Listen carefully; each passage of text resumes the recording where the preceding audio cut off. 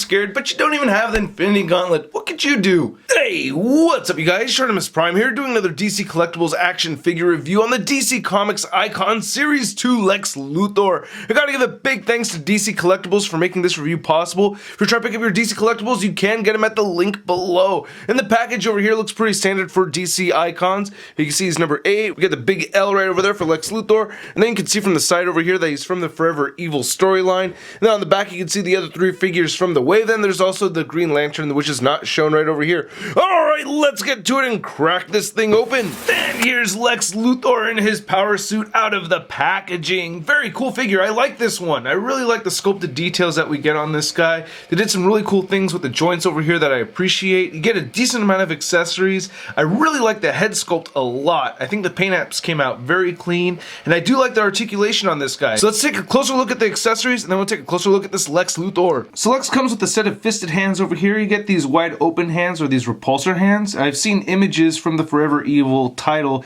where he's kind of using these like repulsor blasts similar to Iron Man. I have not read Forever Evil. I would like to. I'm very interested in it, and I especially wish I had read it before doing this review because I'm not familiar with all of these accessories. This looks like an energy buzzsaw to me, which, you know, kind of makes sense. And then he also has this wand over here, which I'm not sure it is for exactly. I think he used this to kill Mazaz. I'm not sure. But this is also the first piece I've had a QC issue with from DC Icons. Out of 7 DC Icons figures, this is the first break I had right here on this wrist peg. And it just looks like there's a little bit extra glue right over there. And I think that's why it happened. Comparing it to another one of these wrists, it just looks like there's a little bit more glue. So be careful with these.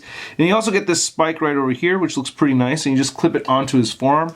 Now aside from that one break, and you can see how that clips on right over there. It's pretty easy. But aside from that one break, that's the only problem that I had with these. These are very easy to interchange otherwise. Now I think DC Collectibles did a fantastic job with this head sculpt. I really like the paint apps a lot. Very clean, very realistic looking head sculpt over here. I really like the flesh tone. Just the way it's sculpted out over here, and the paint just looks really good, especially the eyes. Nice little pink details on the bottom part of the eyes. The mouth looks really good. He does have that very strong chin, but I think it works for this figure. I like it. The ear looks pretty good over here. I mean, he's got a bald head, so there's not a whole ton of details to ask for as far as the back of the head goes, but the face does look great. I really like it. Now, looking at the rest of this, I do wish they went with a metallic sheen over here, even though it may not need one, but I don't know. I just would have preferred that, but it still looks really good to me. Nice paint apps throughout. Very clean look, so I'm digging that. They did use a softer material right here on these shoulder pads. And I like how you have these ribbed lines right over here. They did sculpt those inside some of the joints, not on this one right here, but on the leg joints they did, and I'll show that in a second. You have the forearm and the hands looking good once again. And then this is made out of a soft material right here, so it doesn't hinder any articulation. If you look right here on the knees, nice paint apps. And then on the back, I really like how they actually sculpted in the lines right there in the joint. I think that's really good. And looking at the boots over here, it looks pretty good. And then you also get like this little hinge piece right over here that moves up and down. And I'll go over the articulation in just a second, but looking at the bottom of the feet, you can see he does have the hole pegs. Nice treads right there. And then here's looking at the back of the figure. So pretty well sculpted out through and through. So the really cool thing about DC Icons is that all of the figures have unique sculpts, and that creates a little bit of differences in the articulation between the figures. For instance, Lex can move his head upwards. I really dig that a lot. That's some really good head articulation. Can move it downwards. You get side-to-side movement over here. That's as far left and right as you can move it from it getting hindered by the collar, which isn't too bad at all. You do get some head pivot over here as well.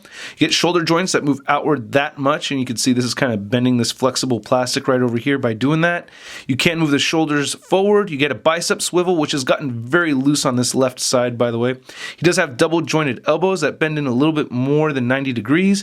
He has a wrist swivel, and it hinges up and down, and it's like that for all the interchangeable hands. He has a diaphragm joint over here that you can rotate side to side, but that's really all you can get out of it. It doesn't move forward or backwards. Get a tiny bit of pivot over there, but barely anything. And then this waist crunch does not work as well as I would like it to. You can move it forward only a little bit. I mean, and it moves back a lot, but moving forward, you're barely getting anything out of that, and that's a bit frustrating for me. He does have hip joints that move out very far. You can see this soft material allows all that articulation. You can move the legs forward, and you don't really get any thigh swivel over here, which I wish it had. He has a double jointed knees. He does have boot rotation, so that does help. His ankles do move down, and he has this little hinge piece right over here that you can move up and down as well. And then the ankles don't really move up so much. They kind of just stay flat right there, and he does have ankle pivot. Now to measure Lex Luthor, you can see that he is standing just a little over 6 inches tall. And to compare Lex to the other DC icons from this series, here he is next to Black Adam and the Flash. And you can see he stands at about the same height as the Flash. And then here's Lex compared to the Series 1 DC icons. We have Mr. Miracle, Green Arrow, Deadman, and Batman. There's our DC icons Lex Luthor next to the DC UC Lex Luthor in his power suit, thanks John 3.0. And then here's Lex Luthor next to the Marvel Legends Big Time Letdown Spider-Man. Green and purple? If you're so smart, you wouldn't have worn green and purple!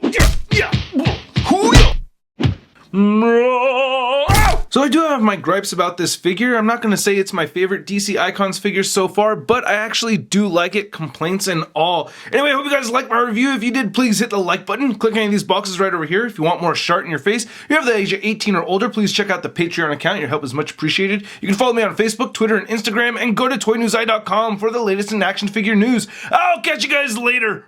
Peace! Posing action figures, imposing action figures, imposing action figures every day. I'm posing action figures, I'm posing action figures, I'm posing action figures. That's crispy. Then here's our DC Icons Lex Luthor.